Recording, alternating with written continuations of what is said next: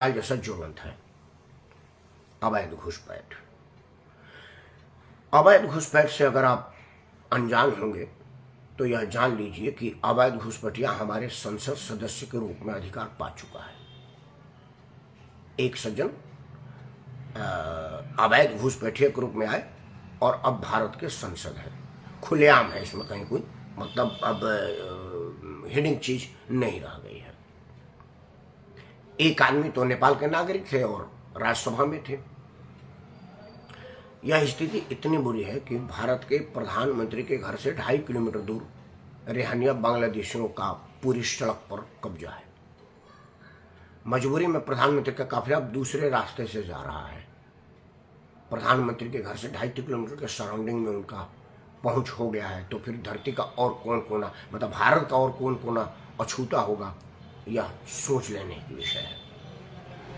उनकी स्थिति क्या, उनका आने का मोटा इस पर चर्चा करने की जरूरत है, सब लोगों को पता है।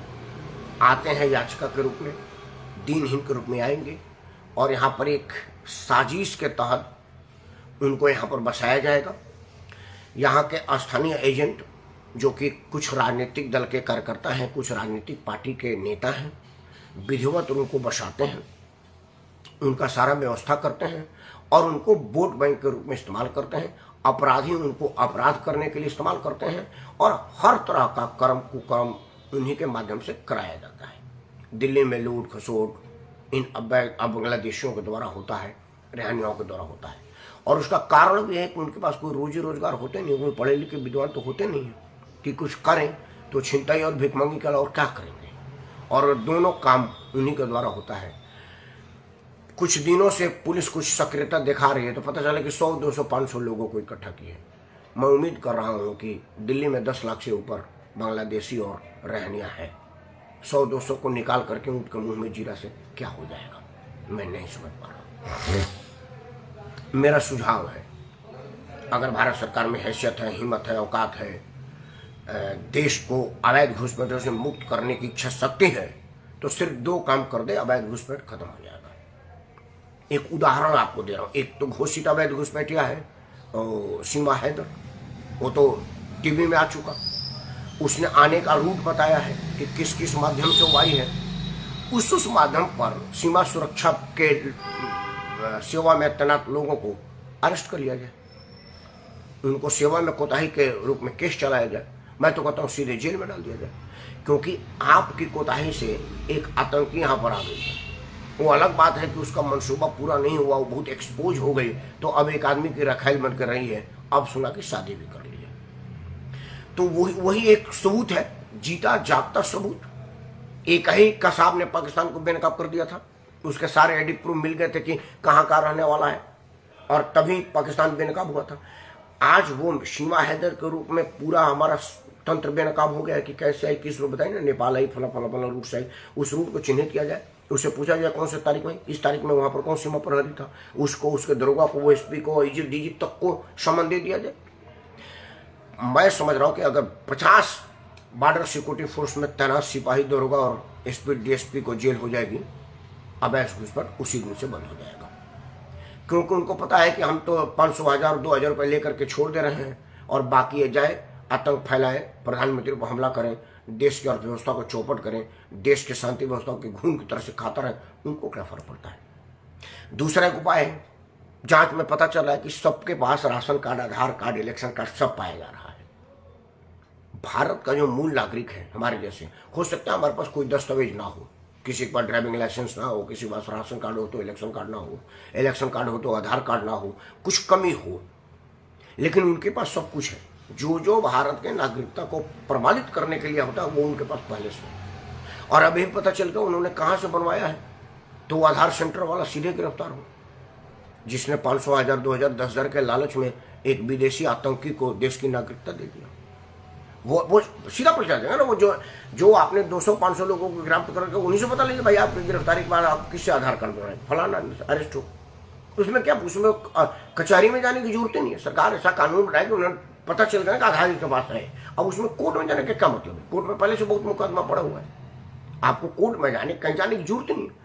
वो पुलिस वाला ने आधार देखा, उससे पूछा कहाँ बनाया, फलाना सेंटर से, गिरफ्तार हो गई। खत्म बात। अब उसमें पूछताछ होगा, जांच होगा, क्या मतलब आधार उस पर पाएगा, राशन कार्ड पाएंगे, कहाँ राशन कार्ड पाएंगे, गिरफ्तार हो गई। ऐसे अगर मैं समझ रहा हूँ कि 200-500 लोगों को गिरफ्तार कर दिया गया और इसको समाचार चला दिया गया, जैसे आज वो रघुवंशी वाला केस चल रहा है, 5 दिन से कुछ नहीं चल रहा, उसी तरह से अगर 5 घंटा भी चला दिया गया ना कि अवैध घुसपैठियों के घुसपैठ कराने में सीमा सुरक्षा बल के 5 सिपाही, 4 दरोगा, 2 एसपी, 1 डीएसपी, 1 एडीजी और डीजी को गिरफ्तार कर लिया गया। देख लीजिए कि सीमा पर तैनात लोग कहीं पंछी परिंदत तक को अंदर आने दें, क्योंकि अपने जान तो सबको प्यारी है, अपनी नौकरी सबको प्यारी है, क्योंकि नौकरी है तभी तो आप घूस ले पा रहे हैं, नौकरी नहीं घूस कहाँ से लेंगे। उसी तरह से आधार कार्ड बनाने वाले 10-15 को गिरफ्तार कर दिए, 50 आधार कार्ड राशन कार्ड बनाने वाले 50-50 लोग गिरफ्तार हुए। समझ लीजिए कि यह मामला बिल्कुल खत्म हो जाएगा, पुलिस को सक्रिय होने की जरूरत नहीं है। लेकिन सरकार ऐसा नहीं चाहेगी, क्योंकि एक अवैध घुसपैठी ऐसी चीज है जो दोनों ही लोगों को फायदा पहुंचाते हैं, पक्ष को और विपक्ष को। पक्ष को फायदा पहुंचाते हैं कि हम हटाएंगे, और विपक्ष को फायदा पहुंचाएंगे कि हम हटने नहीं देंगे, और इसी पर इनका जीवन यापन चल रहा है और वो लोग मौज मार रहे हैं। वो कह रहे हैं ना, मैं 30 साल से हूँ, 40 साल, मेरा तो बेटा यहाँ हो गया। अरे तेरा बेटा हुआ या बेटा का बेटा हो, उससे क्या मतलब? तू आए तो बांग्लादेश के तार चेन नीचे से था, वीजा लेके तो आए नहीं, तो तू जेल जा। क्योंकि इतने 5-7-10 करोड़ लोगों को कोई देश नहीं लेगा, वो मुझे मालूम है। जो चीज़ नहीं होना उसको बात में कर ही नहीं रहा हूँ। लेकिन हमारे देश के 10-20-50-100 लोगों को तो जेल दिया जा सकता है। उसमें तो कोई अमेरिका से पूछने की जरूरत नहीं, बांग्लादेश से पूछने की जरूरत नहीं है, म्यांमार से पूछने की जरूरत नहीं, चीन, जापान और पाकिस्तान से पूछने की जरूरत नहीं। ये तो हमारे अपने हाथ में है। सरकार यह कर दे, और नहीं तो मैं क्यों ना यहाँ पर बैठ करके कहूँ कि सरकार चाहती है कि घुसपैठ हो, ताकि मैं उनको हटाने के नाम पर राज करूँ और विपक्ष उनको बनाए रखने पर राज करे। और यह हो रहा है, सच्चाई भी यही है। इनकी स्थिति से आज अमेरिका हल्का है। अमेरिका में स्थिति इतनी भयावह हो गई है कि वहाँ का एप्पल का शोरूम लूट लिया गया। मतलब 2.25 लाख रुपए तक का फोन एप्पल के शोरूम में बिकता है, उन लुटेरों ने उसको लूट लिया। या एक लंबी चर्चा हो जाएगी कि वो क्या कहते हैं, कैसे करते हैं। हालांकि इनको ठीक करने का चीन को पता है, इसीलिए घुसपैठिया चीन में नहीं जाते।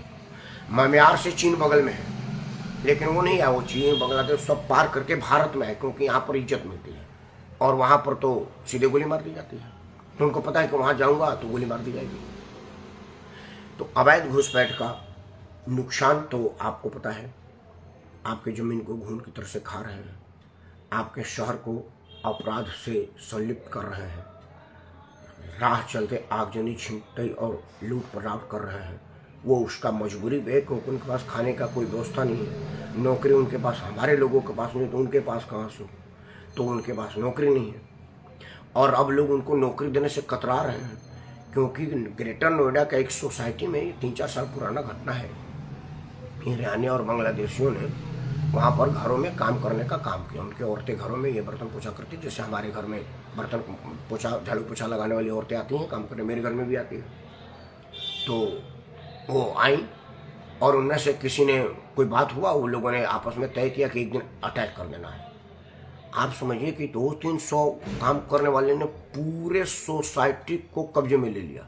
कई घंटों तक लूटपटार करते रही, मारपीट करते रही, क्योंकि घर के पुरुष काम करने बाहर चले गए थे, घर में महिलाएं और बच्चे अकेले थे, और इन लोगों ने छनौटा, कलछुल जो मिला उसी से काटना पीटना शुरू कर दिया। उनका कुछ नहीं हुआ। आई पुलिस करी, उसी में 4 लोग बीच बचाव में आ गए, 5 लोग पक्ष में, 5 लोग विपक्ष में आ गए। और मानवाधिकार वाले तो यहाँ पर हैं ही, विदेशी एजेंट, विदेशी फंडिंग पर पलने वाले, देश को घून की तरह से खाने वाले। इन सब के रहते हुए हमको बाहरी दुश्मन की क्या जरूरत है? क्यों हमको पाकिस्तान से ड्रोन मंगा के हमला करवाने की जरूरत है? ड्रोन से ज़्यादा घातक तो यहाँ पड़े हुए हैं। आज अमेरिका इसको भुगत रहा है, इसीलिए अमेरिका को लॉस एंजल्स में सेना उतारना पड़ा, राष्ट्रीय पुलिस बल उतारना पड़ा। हमारे पास तो हमारा सरकार नहीं उतारेगा, क्योंकि हमारा सरकार उतारेगा तो हमारा विपक्ष खड़ा हो जाएगा, हमारा निष्पक्ष कोर्ट में चला जाएगा, और कोर्ट में तो हमेशा से वही लोग हैं। सिस्टम चाहे जिसकी भी हो, सिस्टम में पकड़ तो नहीं की है। यह तो एक सिनेमा का डायलॉग नहीं है, सामने दिख रहा है। क्योंकि आखिर कोई अवैध घुसपैठियों के पक्ष में फैसला कानून के किस किताब को पढ़ करके देता है? और अगर ऐसी कोई किताब है तो उसको आग क्यों नहीं लगाया जा रहा? सबसे पहले तो उस किताब को फूंका जाए, जिस किताब में लिखा गया है कि आप अवैध तार के नीचे से आएंगे और आपको यहाँ रहने दिया जाएगा। इन सब विषयों पर विचार करने के बाद हम सिर्फ अफसोस कर सकते हैं कि इस देश का कुछ नहीं होने वाला, क्योंकि अगर कुछ हो जाने वाला होता तो कोई ना कोई कर देता। कोई नहीं कर पा रहा है तो या तो सब मिले हुए हैं, सबके मिली भगत है, या यह असंभव सा काम है, तो हम परेशान क्यों हैं। लेकिन मित्रों, मेरा तो काम उन्हीं विषयों को विश्लेषण करना, बताना और सुनाना है जो और चैनलों पर या तो होता नहीं है या होने नहीं दिया जाता है।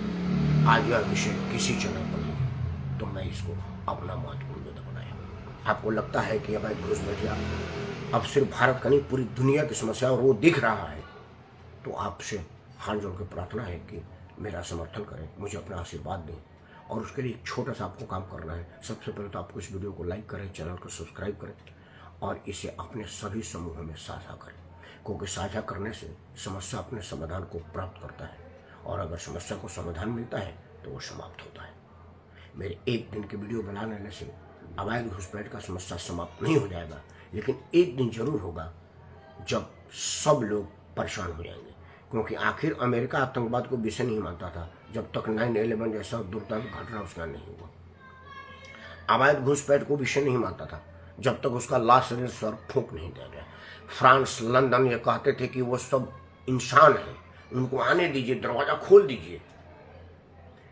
फ्रांस का एक घटना है, बात करके बंद करूंगा, याद आ गया कि लंदन या फ्रांस में भूल रहा हूँ, जगह का नाम भूल, पर घटना बता देता हूँ। एक लड़की के साथ उनके ट्रांजिट कैंप में रहने वाले लड़कों ने बलात्कार कर दिया, उनको बड़ी बुरी तरह से लहूलुहान कर दिया। तो जब पत्रकार पूछे तो बोले कि देखिए वो भूखे थे, इंसान है, अगर मेरे शरीर से उनका भूख मिटा होगा तो मैं समझ रहा हूँ कि मेरे शरीर उनके काम आ गया। इतनी बड़ी सोच उस लड़की की थी।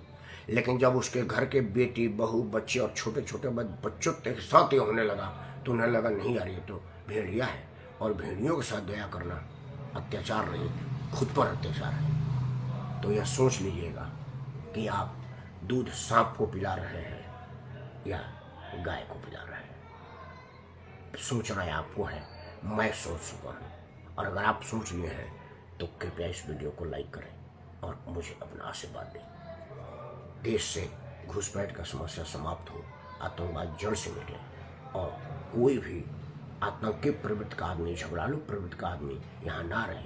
इन्हीं मनोरंजन के साथ मैं राकेश परमार आप सबको सादर प्रणाम करता हूँ। जय हिंद, वंदे मातरम और भारत माता की जय।